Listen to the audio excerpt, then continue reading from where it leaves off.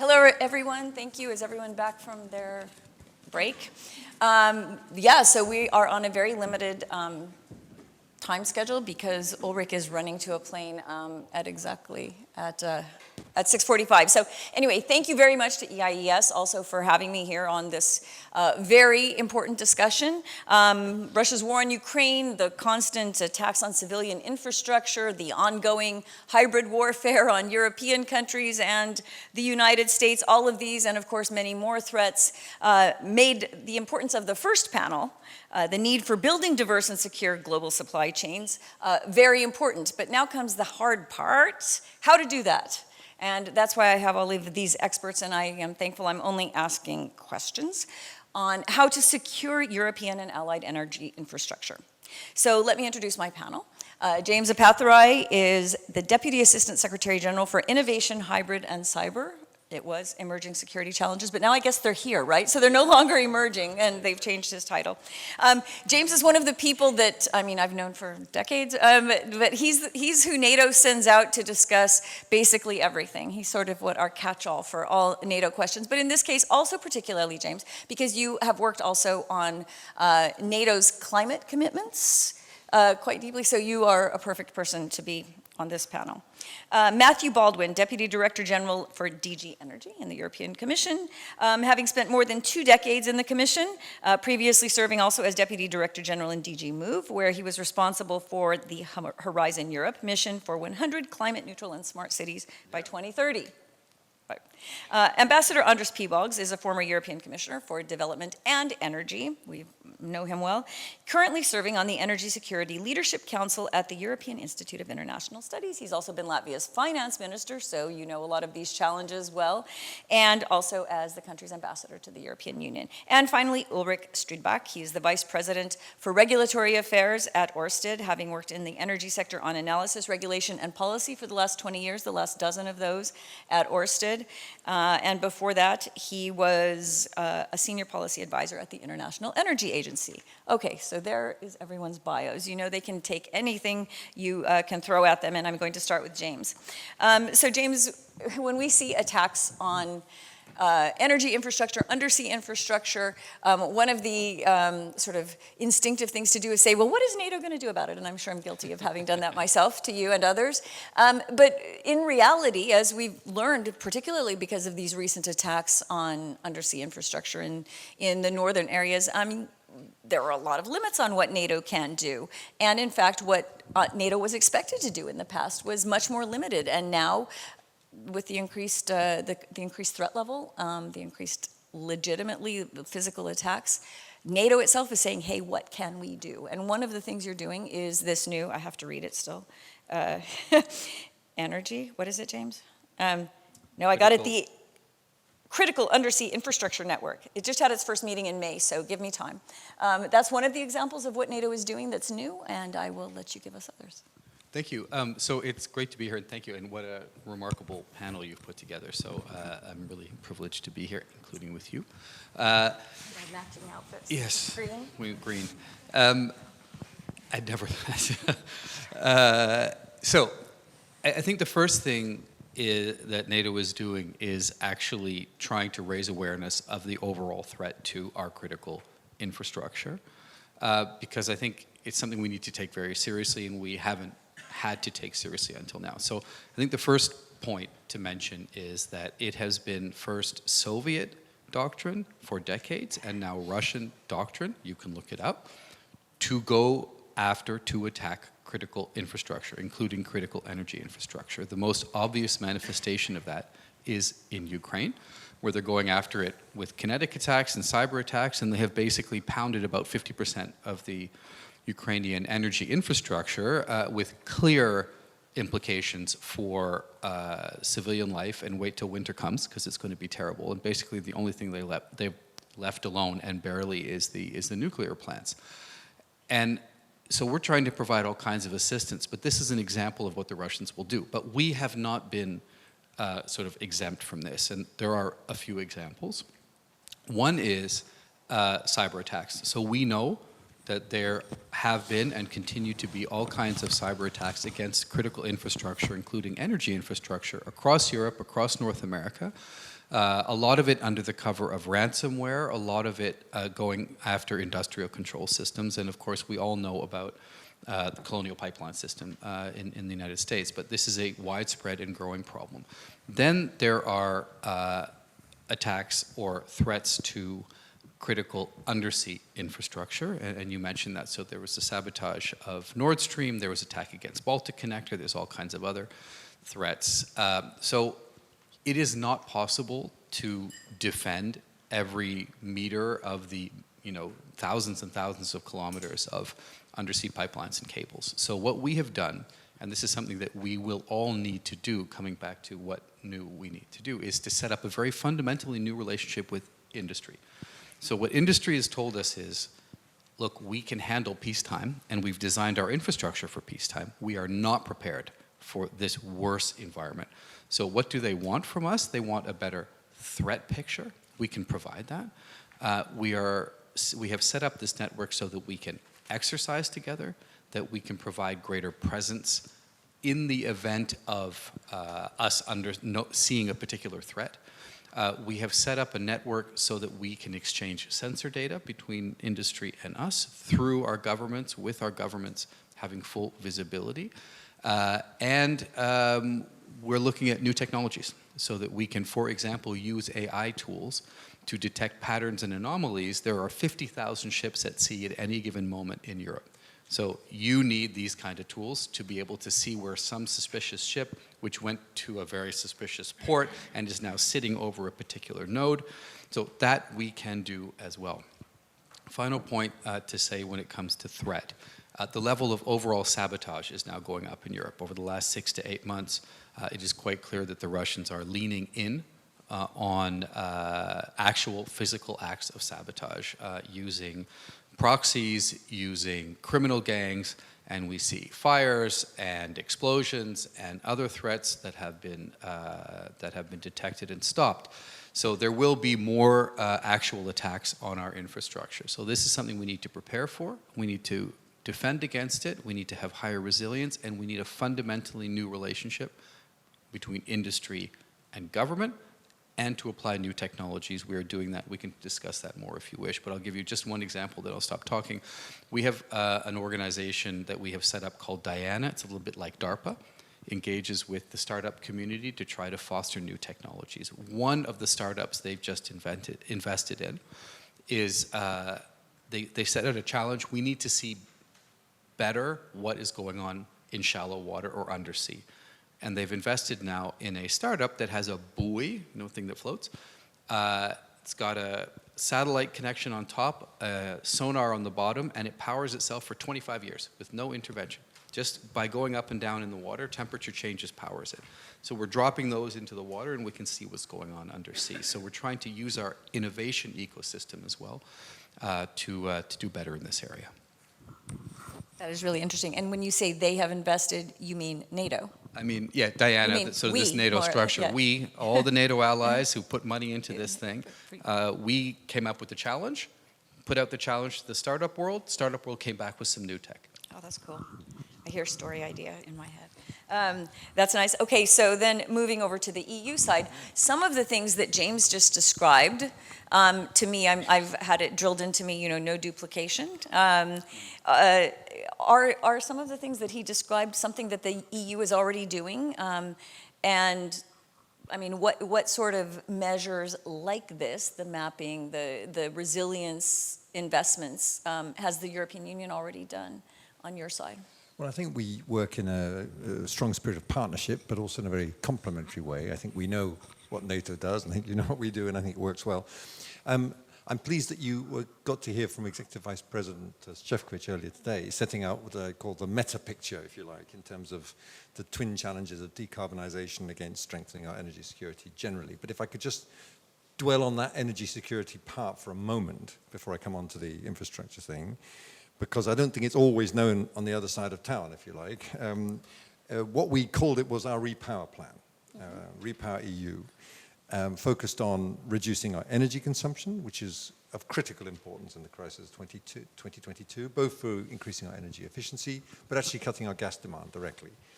If you've got a problem in that sense, if you can actually reduce, as we did, we saved effectively 130 billion cubic meters of gas through gas demand reduction measures, you take away at least part of the problem. Massive boosting to our renewables. We're now generating more electricity from renewables than from gas. Record years for solar, record years for wind, and we need those if we're going to meet our 2030 targets. And then last but not least, replacing our dependencies of imported fuels through diversification.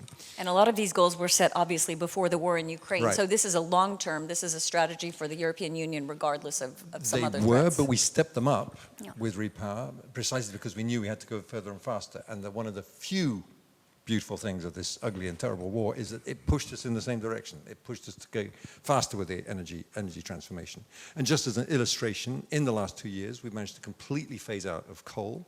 We've reduced our imports of Russian oil by 90%, and we've moved on gas, which is the most tricky commodity because there's so much dependency, from Russia with about 45% of our gas imports down to about 15%.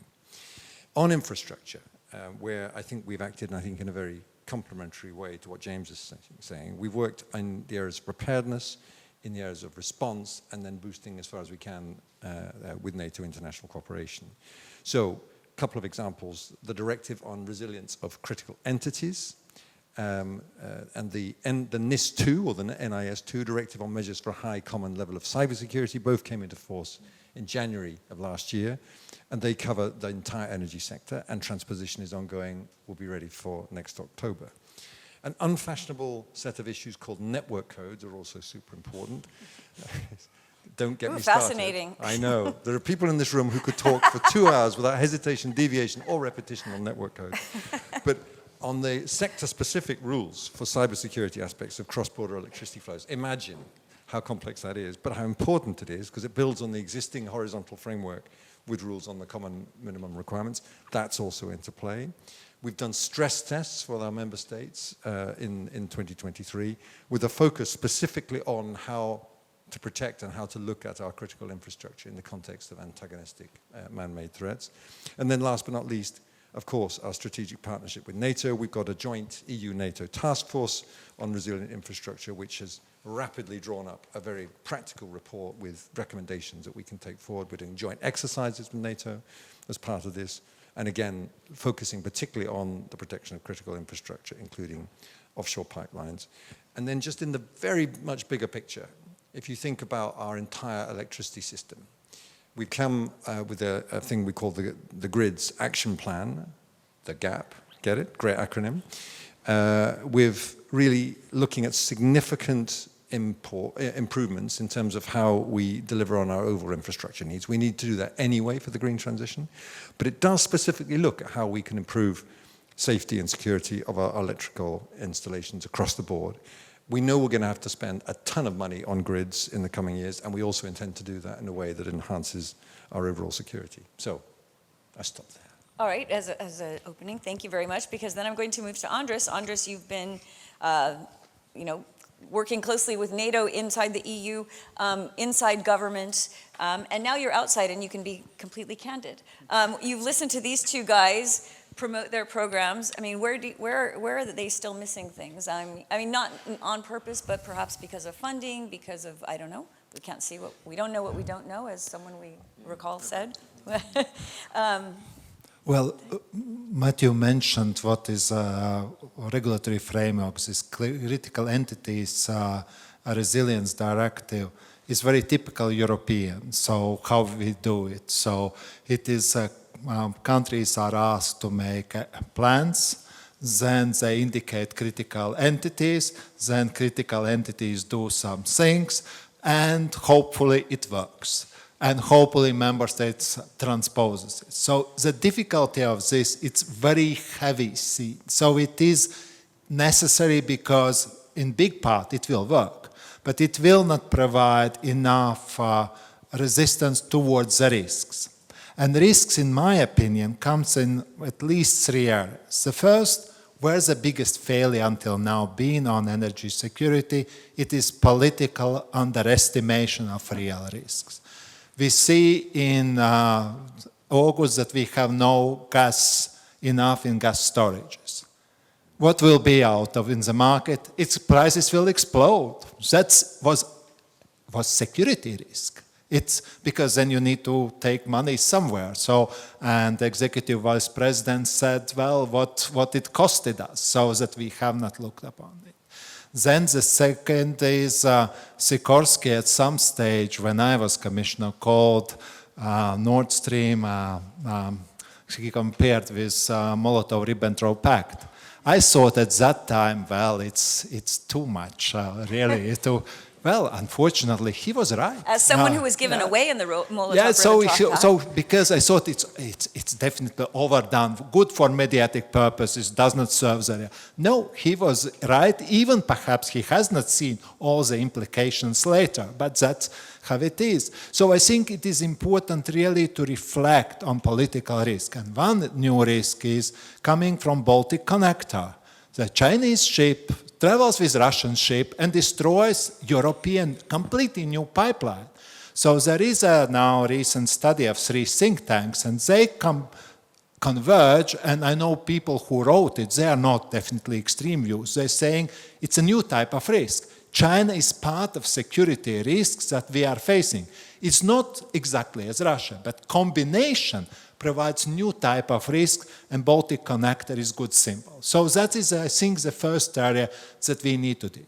Energy security strategy could help it because it could indicate where the threats are, how we should evaluate threat early enough, and what actually is the threat. Because if you are market economy, high prices is the worst enemy actually of democracies. Second issue is technologies. Baltic Connector was completely new pipeline. How it could be destroyed in mechanical way, it's still big puzzle to me. And then there was also failure in communication. It was destroyed after 2 days. We know that there is damage done, so it could be done better. Now we talk a lot about small modular reactors. What security features we would need for it before we are deploying it? We should start thinking ahead of it. So, and we know that the cable connection from offshore wind, it's already now weak point. How we will strengthen them? But it's also important that permits when for construction would take the highest protection mechanism, not the cheapest one. There should be some incentives or regulation. And last but not least is the whole energy as a system approach. If we see now how Russian strategy towards energy infrastructure destruction change in Ukraine, they are basically killing flexibility resources. They don't worry so much about renewables, nuclear, they hit exactly where the flexibility is. Because if you have not flexibility resources, you can't use neither nuclear sufficiently, neither renewables. And Europe is moving in this area. We will need a lot of flexibility resources. How do we have enough system? Definitely we have more system opportunities because of interconnectors compared with Ukraine situation. But still, even there, we need to have new type of models, anticipation, where are weak points and how to react to it. Because there are new type of threats in new situation, and we should be very careful definitely to all cyber, because cyber, as more we are interconnected, the more flexibility, the more decisions in milliseconds, the more risks come from this side, and that's where we already have at least some proofs that Russia and China has collided, at least in this area about the ship. I can't say, but on the cyber we have had. So there is new situation. We should be doing not only typical Europe, and it's nothing wrong with it, but we should have schemes that are by far more fast, better deployable, based on evaluation of risks, not generally protecting everything. It's fine, but we can't really be fast enough. True. As James mentioned, it's far too vast. I mean, when you're talking about anything undersea or above ground, nobody can protect all of it. Before I let James address maybe the cyber, bring in the cyber element. Ulrich, I want to go to you. And so now we've heard from the institutions. What does industry believe the division of labor, division of responsibility should be on this? Because when, for example, when the Nord Stream attack happened, we all learned, who were following this, that really it's industry who is responsible, and then the countries in whose territorial waters it lie have another layer of responsibility. It's really not NATO. NATO didn't have a role there at the time. And sort of, I think, as a journalist covering this, and there are others in here, I think we learned about this sort of level by level on how this needs to be protected, how it can be protected, but it starts with you, doesn't it? Yeah, maybe. I don't know. But before trying to answer that, let me say two things, which is incredibly important for someone like my company putting money into it, into offshore wind, which is, I think, my reference for this conversation. Number one, incredibly good and really, really important that we sit here and have this conversation in this way. Matthew, you outlined all the very, very important things that we realized after the Ukraine invasion that we had to do with energy supply. I think it starts there. You know, building a secure energy supply starts with, getting out of our dependencies. So I'm not hearing any of us, and very, very few people actually questioning the need to do this. So, and that's a change. We could come across someone very focused on security that might suggest that why do we need to build all this offshore infrastructure in the first place? And there is no such thing.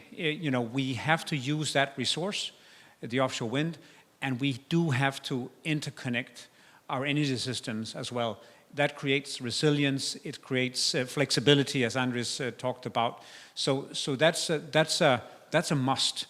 And based on that, then we start to talk about how to protect it. So I think that's number one. And then number two, Andres, you tempted me to comment in a third place, because a concern, frankly, is that we are doing all these marvelous things now as Europe, lately with the Net Zero Industry Act and other initiatives. And it's the European way, and it's a good way. And it's based on our view of the world that we know it, with free markets and maybe some tweaks here and there. And I think still a fundamental question is that enough?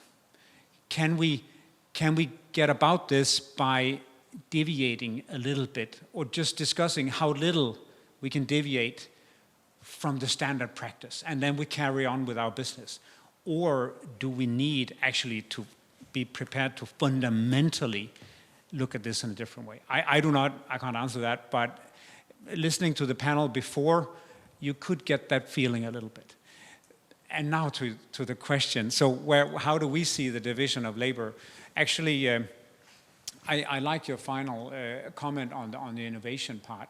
I think one of the really tangible things that has happened in these conversations over the last years is that there has been created a room for dialogue, a room that not everyone can have access to for natural reasons.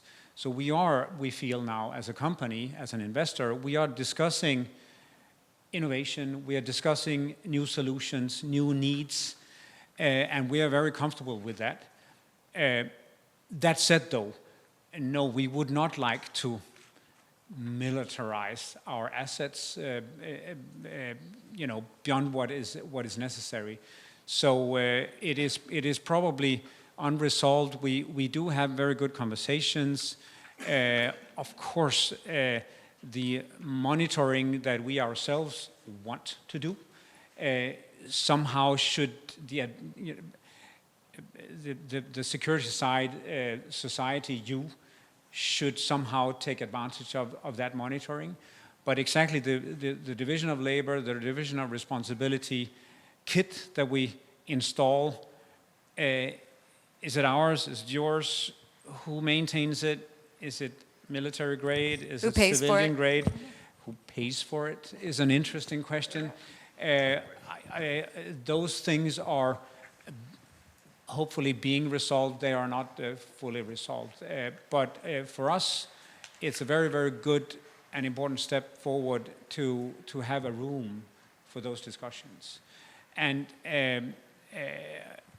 maybe in your question is also, well, what are we doing about it?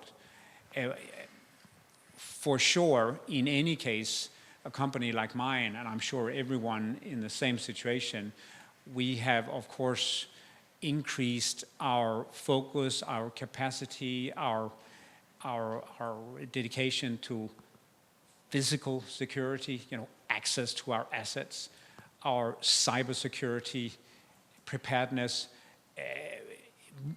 We have doubled it and look at that with a complete set new eyes. But we probably still are in process, I suppose. This is difficult, I imagine, as a company, because, of course, you lose a lot if you don't do it, but it costs a lot to put this level of security there, and it's just the in case of, but it's so incredibly expensive. Isn't that a big decision? How much do you do, based on potential risk, financially? The assets that we build, they are incredibly expensive. And they are incredibly important. It is not my. You called me an expert. I called us all experts. Yeah, so I know energy stuff, but of course there are limits to what you can just absorb in this cost base without blinking. But it's monitoring, so it's not out of the. So I think the process, what we need to go through now, and there has to be learnings and exchanges of experience orchestrated, I think, very well through NATO, is, what's the right setup? Isn't that monitor on each and every turbine, or is it other solutions? It's about radars.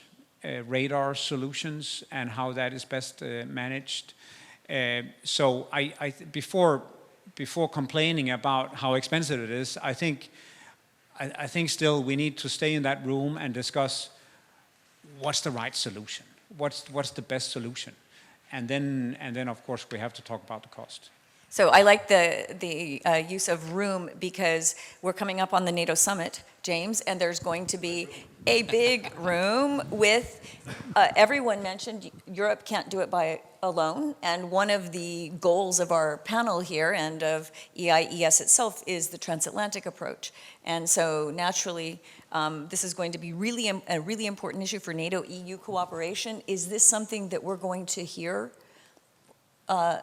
He's kind of scowling. At the NATO summit, James, what's the language? I mean, are we going to see something in the final communique that steps up cooperation with the EU, for example? No. Okay, so no. The body language is saying no. No.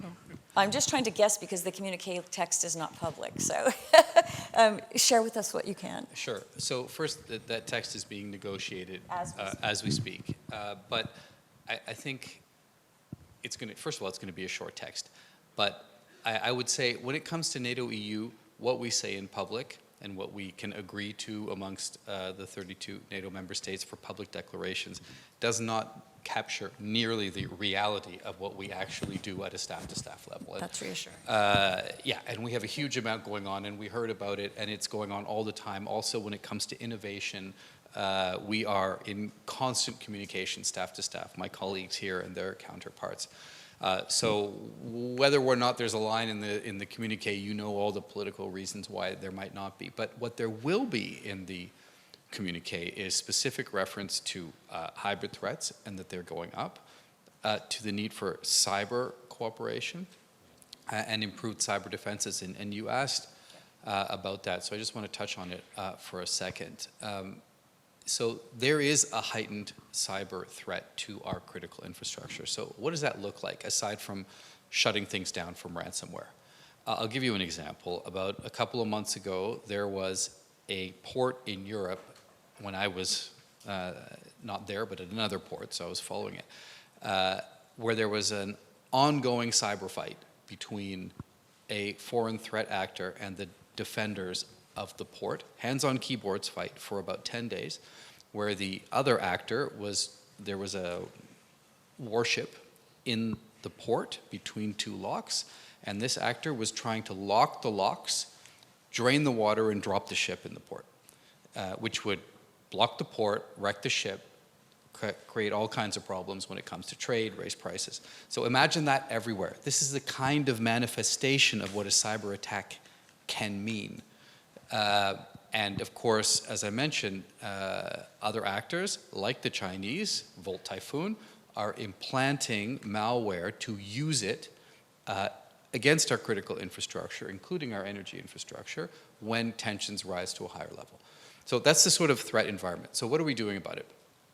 We have something called the Cyber Pledge. So we had a conference in Rome last year. We're going to have another one. We're allies, NATO member states. And I should point out, we talk about NATO and the EU, but right now, after NATO enlargement, 96% of the population of the European Union is in NATO. There's only 4 countries left, they're not the biggest ones, outside of NATO. So we have very common populations and very common goals. And so these allies have committed to meet certain standards when it comes to the cyber protection of critical infrastructure. And we've given them standards that they want to meet, steps to get there, support to get there, very complementary to NIS 2 and other EU initiatives, which we welcome and which are very powerful because they have regulatory powers that we don't have. We just have to convince people to do it. But it will cost. And coming back to what you said, Ulrich, I hate to maybe answer your question, who's going to pay for it, but mostly you. But to put it, more simply, we're also paying for a lot of things that we didn't pay as much for before, because you know what, security is worse, so security costs more, and that is for the private sector, and you already talked about all the investments you're making, and it also is, defense budgets, and, my wife works in education, and now she can't get the money for education because governments tell her, now, okay, that's going to defense, and that's the way that is. We regret it, but it is the way it is. So we're all going to have to pay more, and we're all going to have to budget for more, and when it comes to cyber protection, and I'll stop there, in many places, including in my country, but it's everywhere, cyber protection is what you do at the end of your fiscal year when you've got some money left over, so you put it into that. The CEOs are never incentivized in their KPIs to have high levels of cybersecurity. We need to change the incentives for management to make it a requirement, and I mean positive incentives and negative incentives, to not do it, because energy infrastructure is what we all depend on. Like, as much as you depend on NATO for security, we depend on energy infrastructure and the companies that provide it for us to survive. So those standards need to be very, very high, and the EU has done a great job in helping to raise those. So has the United States, and we need to keep raising the bar. And as James mentions, the EU has the regulatory responsibility, but also privilege. I mean, that's where you really can change things. That's where you can force member states to change things, as James says, is highly necessary, right? So is that going well? Yeah, I think so, generally. I'd like to pick up a couple of points that have been made. On Ulrich's point about do we need an even bigger, a fundamental rethink. Again, I want to underline how much the energy transition is, that fundamental rethink, in a very big way. And thank you as a company for embracing it and exploiting it to its fullest. It couldn't happen without you, and et cetera, et cetera. So that fundamental rethink is driving us in the same direction. It's driving us in terms of better interconnection, which is hugely beneficial in terms of particularly the electricity single market, but it also provides a vulnerability. It provides a vulnerability in terms of the supply chain. So it does mean, yes, and coming back to your point, and thank you, James, for being the first to tell private industry, it is going to cost more, and we acknowledge that. But it's quite hard to put a value on the long-term secure and resilient infrastructure that we know we're going to need, and you know as a company you're going to need for the next 10, 20 years. So it's necessary. We shouldn't be competing on that basis within the EU. I think that's essential. And I hope also not within the NATO domain either. We need to really circle the wagons and make sure we're all working on the same basis. But just on this supply chain point, and again in terms of the requirements we're asking, because particularly in relation to cyber, we're asking, in fact, we're requiring companies to take specific security measures in relation to their supply chain as part of their overall cybersecurity risk management. You know, I don't begin to understand the detail. Thank you for saying we're all experts on this, Teri, but I'm not. But what I understand is that it requires cybersecurity by design for both hardware and software if you're going to access the EU market. It provides obligations on manufacturers to ensure that they're complying at all parts of the supply chain with the different cybersecurity requirements. All of this, yes, adds exponentially to our costs. But my last point is, the cost figure which stays in my mind since I'm working in this area is when we went north of 300 euros per megawatt hour for gas in August 2022. As a Belgian consumer, as a Belgian consumer, as a consumer, all of us. And that's what we are really here trying to manage against. And let's not forget, that is one of Putin's chosen tools to try to drive things up. That's why we've got to protect our infrastructure, and we've got to figure out a way of carrying the cost together. Anders, do you feel that member state governments do understand, especially with the war on Ukraine, if not before, they understand that this is not optional? I mean, whether they need to be forced to do so by EU regulations, you know, whatever it takes, do they understand? And again, you're coming from a country that is on the front line and generally does respond very quickly to international events, shall we say. I think it's difficult to answer yes or no, as usually it is a bit a mixed picture. From one side, if we see the Council conclusions on cooperation after that was adopted in December 2022, they are good. They are really good. What we do to increase resilience, etc. Now we have agreed on blueprint in case something goes wrong, how we will react. Again, you would say good, but it always comes after things happen, so it's less in anticipation. And this is some structural weakness, so that somehow, if things go wrong, we mobilize, we do, and then we make right conclusions.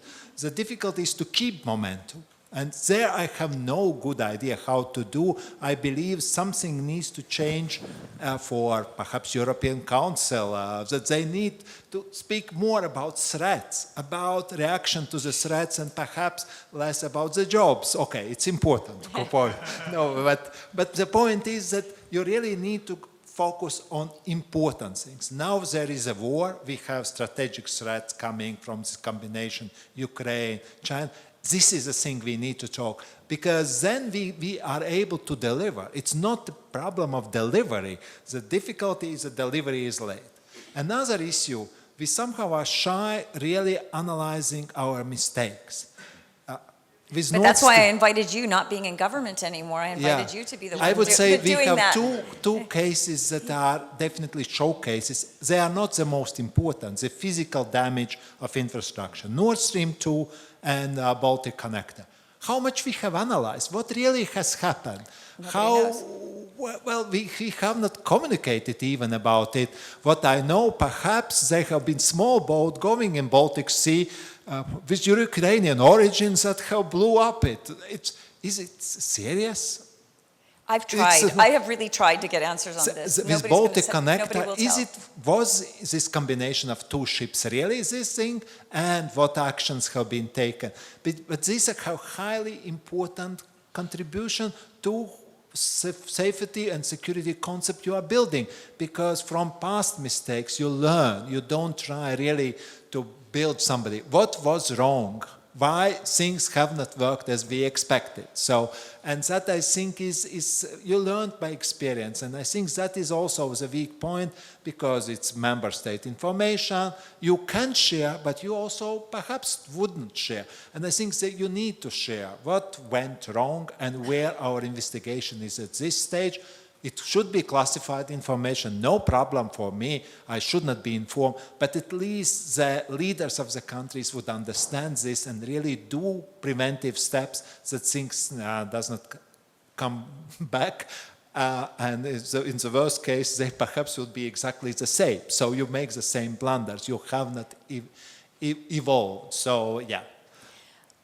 I'm with you. Okay, I'm going to open questions to the audience because we have other experts, even more. Okay, yes. And also, James, since I know you well enough, I can ask, would it be useful if it were not covered up, what happened with the Nord Stream? I would be, Can I just very quickly, just because it felt as if there may have been the fear, you know, this sense of a quarrel about costs in the panel. So let me just say that, of course, everything related to normal cybersecurity monitoring, it is our responsibility. It's part of an energy asset we pay. And by the way, the way it works, you yes, pay. That was my that's how it works. exactly. But where I guess there is still a conversation to be had, which is also probably about costs, is more when you get closer to real military solutions that need somehow to be embedded, and this is that room where talk will still have to happen. Just to I didn't get the undramatic, take the drama out. If I could have made that more dramatic, I would have, because I like to do that. But no, but I didn't feel like there was a quarrel. And let me just add. I'm sorry if but now there is. No, not at all. I realise now what I said could have been construed as such, and the incredible cooperation, not just between the government, but also with companies. And if I may, just to also remember, maybe not so much on your wind turbines offshore, but the human dimension, the people who are often sitting on vulnerable infrastructure assets in the North Sea, oil and gas rigs, for example. This should also not be forgotten. And companies absolutely an understandable and total desire to look after their people. We get that too, and I think that's shouldn't be forgotten.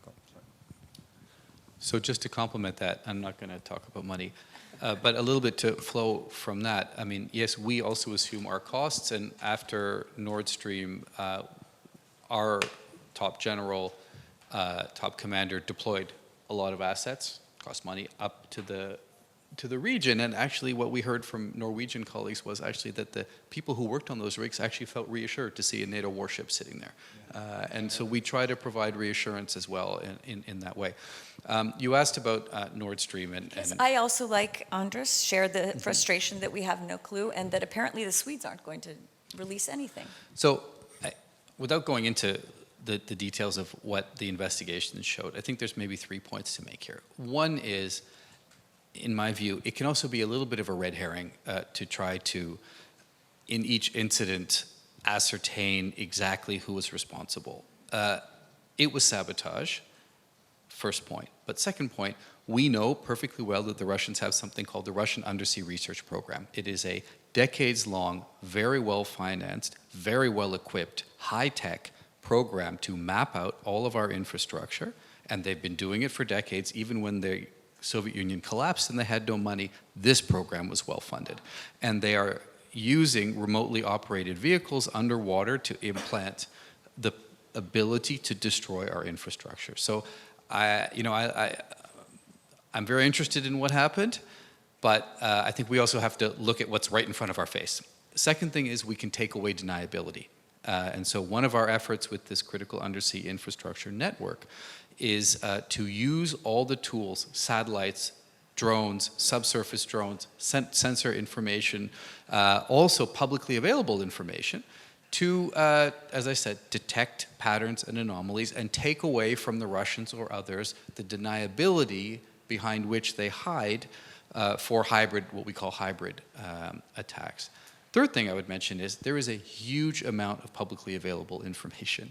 And so my colleagues are going to cringe when I say this, but one intern in our hallway, while we were using all the super high-tech resources, just kind of went online, and after a day came and said, well, you know what I found?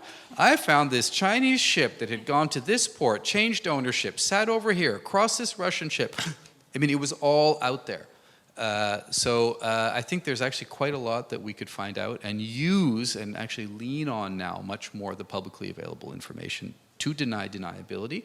Final point is we have to not just play defense, we have to impose costs.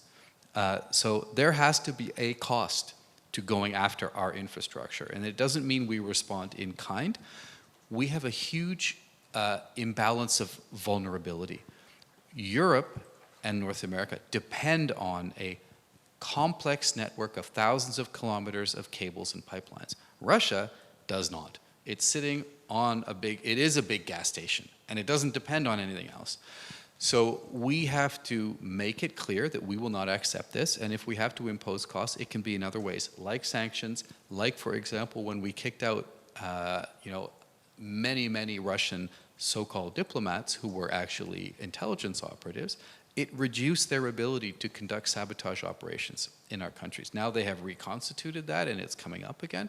But there are ways to respond, and we have to also impose costs. Okay, since what I'm doing today in addition to this is working on a story about the ghost fleet. And what you just said leads perfectly into this, because everybody knows these ships, these decrepit ships, are sailing through the Danish Straits with oil that will be sold over the $60 a barrel price cap, and nobody wants to stop them. And it was explained to me secretly, not secretly, but like not on the record, that Europe isn't really that interested in stopping these ships, and neither is the United States, because it will raise the price of oil. Nobody wants to disrupt the oil market by stopping this cheaper flow of oil. So that would be a cost that could be imposed if secondary sanctions were imposed on people who do business with this ship, and nobody seems to have the will to do that. So why not? I think that's for the EU. Yeah, that's definitely not just the EU. It's also for the Americans, and I'm not taking the question. Well, I think you've an interesting story there, brewing, Teri. It was good. Look forward to reading about it. I'm grateful to James for taking the floor on the previous point, because I could sit back magisterially and have you people thinking I really know the answers when I don't. But it was, I think, a good explanation. Look, on this one, all I know is this, that we have been through a series, I think, how many sanctions packages? 14. And 27 ships are in the last one. Which are directly aimed at driving up the costs of Russia, of doing business in energy, particularly in oil. And we are, if you know a chap called David O'Sullivan, who flies around Europe trying to address the circumvention of sanctions, we're pushing this extremely hard. I'm not involved, our department doesn't actually follow these sanctions, but it is of critical importance, and that's what we're about. We've just now done, for the first time, a package of sanctions tackling gas, particularly focused on LNG. And again, this is one of the areas where Russia has sent more LNG since the start of the crisis for a complex set of reasons. And we are trying to give tools to member states to address that, particularly the transshipment. So please don't doubt, I don't know about these ghost ships, to be perfectly honest, but please don't doubt our determination and our resilience to do everything we can to address this problem. On that, I'm an expert now, but we don't have time for it. You tell me the answer. No. Okay, good. Questions from the audience. Otherwise, we can keep going ourselves, as you can see. Yes, please tell us who you are. Hi. Thanks for the great panel. My name is Dimitar Lilkov. I'm with the Martin Center, the EPP think tank, basically, political foundation. Two quick questions to Mr. Matthew Bolden, one practical and one philosophical. In the end of the year, the gas transit contracts expire between Russia and Ukraine. About the Ukraine transit, and what implications does this have for those 15% you referenced in terms of Russian gas still flowing in the EU, maybe pipelines, and overall energy security of certain countries and also Ukraine? And the second question, 10 years ago we had the Energy Union. We had the first call that this is going to be the EU Energy Union 10 years ago. Yeah. A couple of years later, we kind of forgot about that. And climate took over as a fundamental premise to all of our policies, for better or worse. So referencing all these initiatives you just gave, I wonder if energy and physical realities will be back in the basis of our policy making. Thank you very much. Andres was there too. He could take some of those questions. It's not all on you. You can disagree, Andres. I speak under your control. But look, on the first very important question, you're right to identify. Those of you who don't know, there is still gas coming from Russia to Ukraine, which under a contract which comes to an end at the end of 2024. And that is part of, indeed, this residual 15%. And as far as I know, that gas contract is coming to an end. And I'm looking at my colleague Monica here. We have been working extremely hard with the member states in the region to assess the security of supply effects. And at this stage, we see no negative security of supply implications from this. We have adapted. Back from in Andres' time, we remember our first brush with these issues and looking at north, south, east, west, dual flow connections. Right from that time, we have been adapting. We've been adapting at even greater speed since this crisis reached new levels since 2022.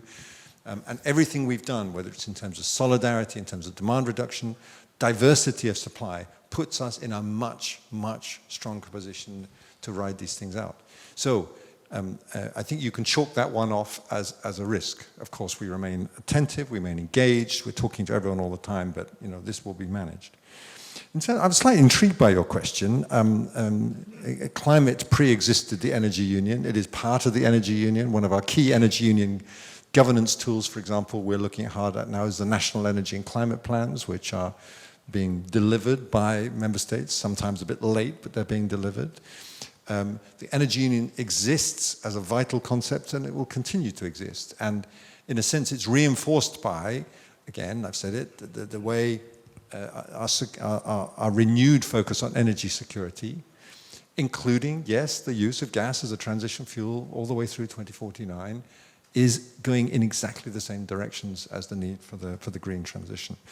And then, before I give Andres to correct me on all of this in terms of the history, I'd just like to underline again that as we think about the physical protection of our infrastructure, one of the key tools, and we have underinvested in this, is our diversity of supply. The ability of Putin to impact on our economy and our energy supplies is minimized. The more we can have diverse sources, the more we can build our flexible resilience. And that is a key part of our toolkit in terms of managing this whole situation. Andres, Energy Union. Are you in favor or are you against? Well, Energy Union was nice wording for things that happens. It's not different unions than the European Union. We have treaty where we have this contradictory articles that member states have full control of energy mix, and with this you have quite a challenge when you drive climate change related investments, and keeping this article doesn't work very well together. So there is a fundamental issue, but it's not related to the concept in itself. So it is really that things have changed, and I hope that one day there will be different understanding of it. Nobody tries to impose technology that would not be authorized, but really the market works as a one, and as more you give way for this, as to better to everybody. The transition is cheaper, security of supply is in better shape. So that's where the real challenge is, and that's, it's still not there. Will it come? Who knows? Who knows? At least at this stage, I would not suggest to change the treaty. That's for sure. Ulrich, you have 5 minutes until you have to run out the door. Is there something you would like to add here, or does anybody have a specific question for Ørsted? Okay, no. Would you like to address anything else that's can I just add here finally? Thank you for orchestrating this conversation, EIES, right? I think it is incredibly important. Also, coming back to your point, Andres, that this is not just for now. This continues. And it's about, of course, trying to build our defenses, address the real threats as imaginable as we can, and as concretely as we can. But it is about the fundamental change of our energy supply as well. That's the long view. and that will bring Europe to and the U.S. and Canada. And Canada to a completely different place, where of course we will have invested. There will be some costs that increase, but it will be a place also where we are a lot safer, a lot more self-sustained, and with a lot of really, really cool products, I'm sure, that runs on electricity, for example. So let me stop with that. It's not all bad, but getting there is tough. Okay, I won't let you stop because there are 3 minutes left. And I have a question now for the two of you. So you talked about the monitoring. I mean, a lot of the importance that you said in prevention is monitoring your own infrastructure, your own resources. But then I have a question. When you see something that alarms you, who do you call? Because this goes back to whose responsibility is it? And James, when you talked about imposing a cost, then you need to become much more vocal about attribution. And NATO has been, I mean, I don't want to use the word timid with respect to you guys, but I mean, NATO has not wanted to attribute. So when you see something happening, how do you protect against it if you see a threat coming your way, or at a later stage than that? So first of all, I don't know for sure. You wouldn't call NATO. I know you wouldn't, but direct. And that's a very good thing. That I do not know for sure, because I'm just a regulatory guy. There are now these rooms, these structures, these processes. We have a team that you trust because they are security cleared. They know what they do. And there are processes. There's an alert system, right? They're not, I'm sure, perfect, and they have been in the making for probably a little bit too long. But for example, in Denmark, there has actually been a very concrete industry collaboration where we cooperate in cyber defenses, cyber security, and I think it works really well. It's something that we've built in the industry, and it's very much connected to the institutions that it needs to be in. So this is very much in the making, and it's evolving, and I don't know about it so much. That is interesting. So call us. Now So this network that we've set up is actually quite concrete. So we have a maritime command that's been given the job to do this. We're going to let Ulrich go. Thank you. We have set up points of contact in all of our governments and in all the companies that have been identified to participate in this network. So from every one of the countries that has put them forward. They've all met. They all exchange information. The technical exchange of information from the sensor level is being established. So actually, we know who to call, and they are calling. So when we have information, we can call them. When they have information, they can call us. And we meet together, we exercise together, we share tech, etc. So actually, this is all working pretty well. I was going to say... That in itself is a huge It's a huge innovation. change, and it's a new thing. We've never done anything like it in NATO. But basically, since the Russian invasion of Ukraine, what we really see is that industry, which in many cases didn't think about defense or kind of leaned away from an organization like ours, now they recognize not just that they need to, but that our way of life depends on a much stronger military, civil, government, company, public-private partnership cooperation that is trusting. So, Finland just joined NATO, and the skies, or basically the airport in Helsinki, is making a huge amount of money from officials from all NATO countries flying up there to find out how to do whole-of-government security, because the Finns are sort of world-class. So one of the things they do is every 6 months, industry leaders sit down with government officials, intelligence officials, and they exchange information about what they're all seeing and what they need to do as a society to be secure. And what does that mean? It means the CEOs walk out of the room and they say, okay, 1% of our budget has to be now for resilience. So if you cut Finland off from the world for 6 months, they're okay. They have enough food, they have enough medicine, they have enough fuel, they have seeds, they know what they're doing. And we all need to have this whole of society approach. But it's perfectly doable, and everybody recognizes that things are worse now. Okay, so now we're in a worse situation. We have to do things a little bit differently. Nobody's arguing against that. We just have to set up the structures to do it. That's one structure that NATO has set up to help. Well, it's doable in some countries politically much more easily than in other countries, but that's a whole nother panel. I am over time. Nobody else has to catch a plane, but we should still wrap up because we were warned by Alberic to be on time. And he will be coming back. Would you have any final comment on Well, this? my point is that we have a lot of potential because democracy and also market economy gives a lot of chance for innovation.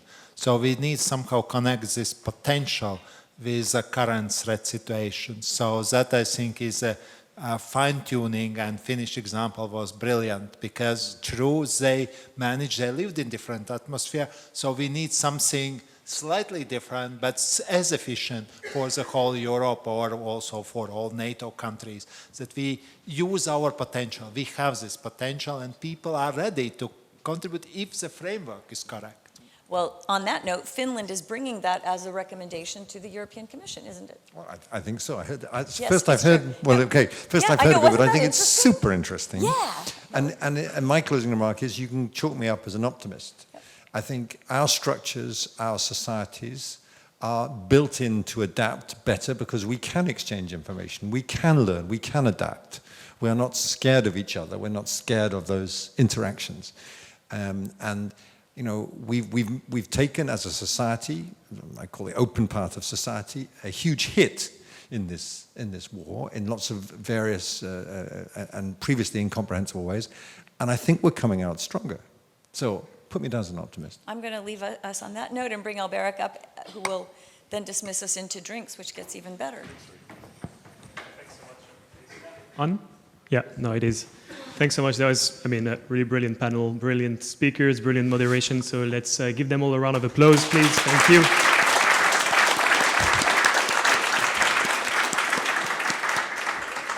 And look, I think the common thread between the first panel and this one is really, you know, the EU is not alone, and we have to do it, you know, as a team within Europe, but you know, within the EU, but within Europe broadly speaking, and within, you know, the bigger team, which is NATO, which is, you know, the G7, the Mineral Security Partnership, you know, all the different fora that we have, the existing ones, the historical ones, but also new ones that we're creating, if we want to be able to tackle these energy security challenges throughout the supply chain, you know, going all the way from minerals to the infrastructure that we're building for the future. On these words, the one thing I want to do before closing is thanking the fantastic team that put this event together, and particularly Isa, who's standing over there and who's been orchestrating the whole thing. And of course, Peter, who's sitting at the front for, you know, his determination and his passion, always behind us. So thank you very much. I won't keep you any longer. Thanks again for coming to our first, it was our first public in-person event. We had done online public before, we had done private in-person. Now, you know, we've got the full circle. So we hope to do, again, you know, a lot more in the next few months. So before you leave, of course, there's a reception, and that will be, you know, where you came from, on the right from the cloakroom. Thank you very much.